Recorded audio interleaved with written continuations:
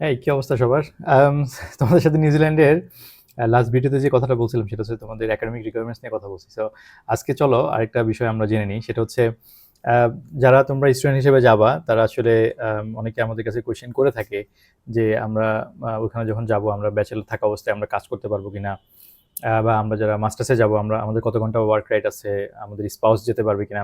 হ্যাঁ, অ্যাবসলিউটলি। তোমরা যারা ব্যাচেলর আছে তারা তোমরা হচ্ছে পার্ট টাইম জব করতে পারবা। পার্ট টাইম জব করার পরে তোমরা গ্রাজুয়েশন কমপ্লিট করার পরে তোমরা 3 ইয়ার্সের পোস্ট যে ওয়ার্ক পারমিট পাবা, তখন তোমরা ফুল টাইম জব করতে পারবা। আর মাস্টার্সের ক্ষেত্রে যারা জানতে চাচ্ছেন তাদের জন্য যেটা বলবো সেটা হচ্ছে যে আপনারা অবশ্যই আপনাদের স্পাউস নিয়ে যেতে পারবেন, বাচ্চা কাচ্চা নিয়ে যেতে পারবেন, কোনো সমস্যা নেই। আর আপনারা আপনাদের স্পাউস ফুল টাইম মানে কাজ করার জন্য অ্যালাউড। সো আপনারা পার্ট টাইম করবেন। আপনাদের মাস্টার্স কমপ্লিট করার পরে বা পোস্ট গ্রাজুয়েশন কমপ্লিট করার পরে আপনারা হচ্ছে 3 ইয়ার্সের পোস্ট ওয়ার্ক পয়েন্ট পাবেন।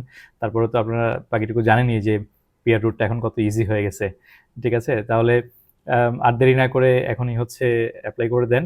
আম সামনে যে ফেব্রুয়ারি ইনটেক আছে, এরপরে আরও ইনটেক আছে নেক্সট ইয়ারের জন্য। আম আমরা আছি আপনাদের সাথে। দেখা হবে ইনশাআল্লাহ। অফিসে চলে আসুন তাড়াতাড়ি।